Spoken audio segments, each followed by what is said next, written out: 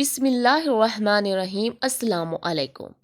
ایک دفعہ اکبر بادشاہ کو خبر ملی کہ بازاروں میں بڑے تاجروں نے چھوٹے تاجروں کو ڈرا دھمکا کر بازار میں چیزوں کے دام دگنا کرنے پر مجبور کر دیا ہے، جس کی وجہ سے غریب عوام بہت زیادہ متاثر ہو رہی ہے۔ جب اکبر بادشاہ نے یہ خبر سنی تو جوانی کا خون تھا جوش میں آ گیا۔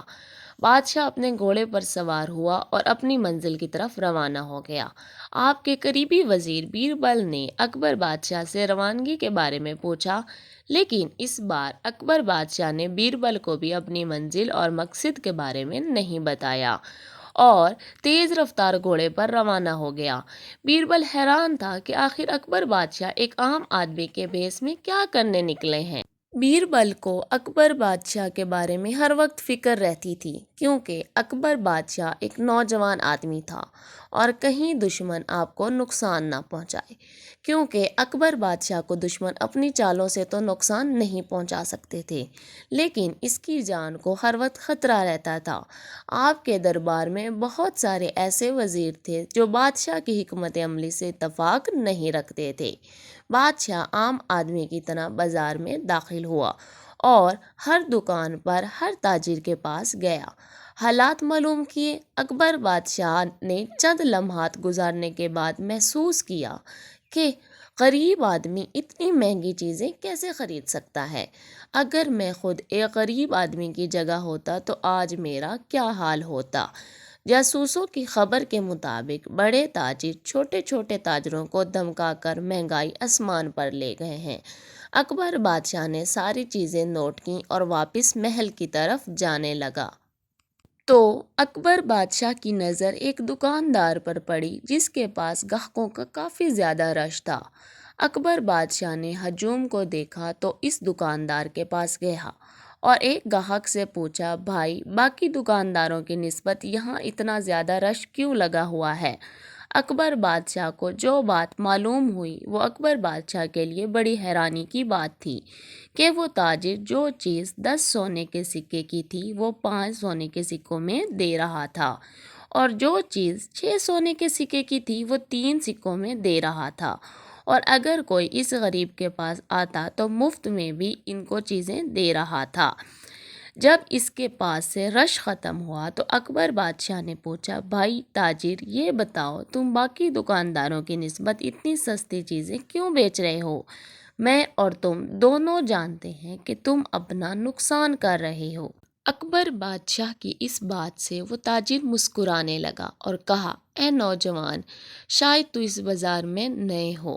میں جانتا ہوں باقی تاجروں نے اس بازار میں آگ لگا رکھی ہے، ہر چیز کے دام دگنا کر دیتے ہیں، لیکن میں اللہ کا بندہ ہوں، اسی سے ڈرتا ہوں اور اسی سے ہی رزق مانگتا ہوں۔ اکبر بادشاہ نے کہا، حضور، میرے سوال کا یہ جواب نہیں، آپ مجھے میرے سوال کا جواب دیں۔ آپ کے دام باقی تاجروں کی نسبت بالکل کم کیوں ہیں؟ تو اس تاجر نے اپنی دکان بند کرتے ہوئے کہا، اگر تم نے یہ راز معلوم کرنا ہے تو آج شام کو ایک چھوٹی سی پہاڑی پر میری جھونپڑی میں آ جانا، تمہیں سب کچھ معلوم ہو جائے گا۔ اس تاجر نے سمجھا کہ شاید یہ نوجوان پوچھ کر چلا جائے گا، لیکن بادشاہ اس کے جانے کے بعد اس کا پیچھا کرنے لگا اور دل میں سوچنے لگا کہ آخر ایسی کیا چیز ہے جس نے اس تاجر کو اپنی چیزیں آدھی قیمت میں بیچنے پر مجبور کر دیا۔ اب بادشاہ اس راز کو جاننے کے لیے بڑا بےتاب ہو رہا تھا اور اس کا پیچھا کر رہا تھا، لیکن تاجر کو نہیں پتا تھا کہ عام آدمی کے بھیس میں اس سے بات کرنے والا اکبر بادشاہ تھا اور اب اس کا پیچھا کر رہا ہے۔ وہ تاجر جب پہاڑی پر پہنچا تو اپنا سامان جھونپڑی کے باہر رکھا اور ہاتھ منہ دھونے کے بعد جھونپڑی کے اندر چلا گیا۔ اور جب اکبر بادشاہ نے اس کی جھونپڑی اور اس کے گھر کو دیکھا تو دل میں سوچنے لگا کہ یہ نوجوان اس دنیا میں نہیں رہتا، نہ ہی اسے اچھے گھر کا لالچ ہے اور نہ ہی اسے اپنے کاروبار کو بڑھانے کا لالچ ہے۔ آخر اس نوجوان کے پیچھے کون سا راز چھپا ہوا ہے؟ اکبر بادشاہ اس جھونپڑی کے دروازے پر پہنچا تو دروازے کے سامنے دیکھا کہ وہ نوجوان جیسے ہی جھونپڑی کے اندر داخل ہوا تو دیکھا کہ سامنے ایک برتن میں کھانا ڈھانپا ہوا تھا۔ اس نوجوان نے برتن سے کھانا نکالا تو اس میں بھنا ہوا مرغ اور 3 روٹیاں موجود تھیں۔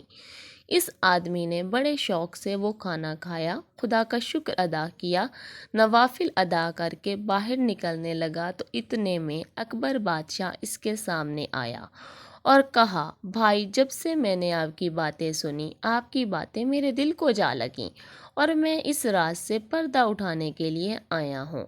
آپ مجھے اس راز کے بارے میں بتا دیں۔ اس تاجر نے اکبر بادشاہ کو جھونپڑی کے اندر بٹھایا اور دودھ کا پیالہ دیتے ہوئے اپنی کہانی سنانے لگا۔ اس نوجوان تاجر نے کہا کہ جب سے میں نے بازار میں اپنی دکان کھولی تو میں بھی دوسرے تاجروں کی طرح لالچ میں آ گیا تھا اور ہر روز چیزوں کی قیمتیں دگنی کر دیتا تھا اور میں اچھا خاصا سونا اکٹھا کر چکا تھا۔ میرے دل میں لالچ بڑھتا جا رہا تھا، لیکن ایک دن میں جھونپڑی میں سویا ہوا تھا، اچانک ایک آدمی زخمی حالت میں میری جھونپڑی کے آگے گھوڑے پر رکا۔ میں گھوڑے کی آواز سے باہر آیا، دیکھا کہ ایک نوجوان زخمی تھا۔ میں نے اس کو گھوڑے سے اتارا اور اپنی جھونپڑی کے اندر لے گیا۔ اس کی ٹانگ میں لکڑی کا نوکیلا ٹکڑا لگا ہوا تھا جس کی وجہ سے اس کا کافی خون بہہ رہا تھا۔ میں نے اس کی ٹانگ سے لکڑی کا ٹکڑا نکالا اور اس کے زخم کو سلاخ گرم کر کے داغا اور اس کو کھانا کھلانے کے بعد میں نے بستر پر سلا دیا اور میں باہر کھڑا ہو کر اس کی حفاظت کرتا رہا کیونکہ وہ لباس سے بہت اچھے خاندان کا معلوم ہو رہا تھا۔ میں نے سوچا کہ کہیں اس کے پیچھے دشمن نہ ہوں، اس لیے میں ساری رات باہر کھڑا رہ کر اس کی حفاظت کرتا رہا۔ صبح صادق ہوئی تو وہ نوجوان میرے اٹھنے سے پہلے ہی جا چکا تھا، لیکن اس نے ایک چٹھی چھوڑی جس میں لکھا ہوا تھا کہ تم نے میری مدد کی، اللہ تعالیٰ تمہاری ایسی جگہ سے مدد کرے گا کہ تمہاری سوچ بھی نہیں ہوگی۔ اس وقت میرے دل میں خیال آیا کہ اللہ تعالیٰ نے مجھے ایک مظلوم کی مدد کرنے کا موقع دیا، اس کا مطلب ہے اللہ مجھ سے کتنا خوش ہے۔ لیکن جب میں نے اپنے کاروبار کے بارے میں سوچا کہ میں سارا دن لوگوں کو لوٹتا ہوں، غریبوں کو جھڑکتا ہوں اور مجبور لاچار لوگوں سے زیادہ دام لیتا ہوں، پھر میرے دل میں اللہ کا ڈر آیا اور اسی دن سے میں نے چیزوں کی قیمت اتنی کر دی جتنے میں خریدتا ہوں۔ اگر کوئی غریب میرے پاس آ جائے تو میں ان کی بغیر پیسوں کے مدد کر دیتا ہوں۔ یہ سن کر اکبر بادشاہ نے کہا، لیکن حیرانگی کی بات یہ ہے کہ جب تم چیزیں بغیر منافع کے حتیٰ کہ نقصان پر بیچتے ہو تو تمہارے کھانے پینے کا بندوبست اور جو سامنے تمہاری جھونپڑی کے باہر گھوڑی بندھی ہے اس کے چارے کا بندوبست تم کہاں سے کرتے ہو؟ کیا تمہارے پاس کوئی خزانہ چھپا ہوا ہے؟ اس تاجر نے کہا، نہیں حضور، نہیں۔ جس دن سے میں نے اس بازار میں چیزوں کی قیمتیں آدھی کر دیں، غریبوں کی مدد کرنا شروع کر دیا، اس دن سے جب بھی میں گھر واپس لوٹتا ہوں اور جیسے ہی جھونپڑی کے اندر داخل ہوتا ہوں، میری جھونپڑی میں میرا کھانا پہلے ہی سے موجود ہوتا ہے، میں اس سے اپنا پیٹ بھرتا ہوں اور اللہ تعالیٰ کا شکریہ ادا کر کے اللہ کی عبادت کر کے سو جاتا ہوں۔ بادشاہ اکبر نے حیران ہو کر پوچھا، تم نے یہ معلوم نہیں کیا کہ وہ کھانا کون لے کر آتا ہے؟ اس تاجر نے کہا کہ اس نوجوان نے مجھے کہا تھا کہ اللہ تعالیٰ تمہاری ایسی مدد کرے گا کہ تمہیں سمجھ بھی نہیں لگے گی، اور میں نے یہ مدد اللہ کی طرف سے سمجھی اور میں نے اسے اللہ تعالیٰ کا ایک راز سمجھا اور میں نے اللہ تعالیٰ کے راز سے پردہ اٹھانے کے بارے میں نہیں سوچا۔ میں نے کہا کہ یہ میرا اور اللہ کا معاملہ ہے، اسے اسی طرح چلتے رہنا چاہیے، اس لیے جو رزق مجھے مل جاتا ہے میں اس کو کھاتا ہوں، اللہ کا شکر ادا کر کے سو جاتا ہوں، اور دن کو جو میں اپنا کاروبار کرتا ہوں میں اسے فرض سمجھ کر نبھاتا ہوں۔ اب آپ ہی بتائیے، غریبوں اور مظلوموں سے لوٹے ہوئے سونے کے سکوں سے خریدا ہوا کھانا اللہ کے تحفے کے طور پر دیے گئے کھانے سے زیادہ لذیذ ہو سکتا ہے؟ تو پھر میری جگہ کوئی اور بھی ہوتا تو وہ یہ بیوقوفی نہیں کرے گا، اس کھانے کو ٹھکرا کر ظلم سے کمائے گئے پیسے سے کھانا کھائے گا۔ یہ سن کر بادشاہ پہلے تو مسکرانے لگا، پھر اکبر بادشاہ کی آنکھوں میں آنسو آ گئے اور کہا، اے نوجوان آدمی، اس رات جو آدمی گھوڑے پر زخمی حالت میں تمہارے پاس آیا تھا، پتہ ہے وہ کون تھا؟ اس نے کہا، نہیں، میں اس کو نہیں جانتا، مجھے موقع بھی نہیں ملا کہ میں اس سے پوچھ سکوں۔ اکبر بادشاہ نے کہا کہ وہ اکبر بادشاہ تھا۔ یہ سن کر وہ بڑا حیران ہوا اور کہا کہ حضور، آپ کیسے جانتے ہیں کہ وہ اکبر بادشاہ تھا؟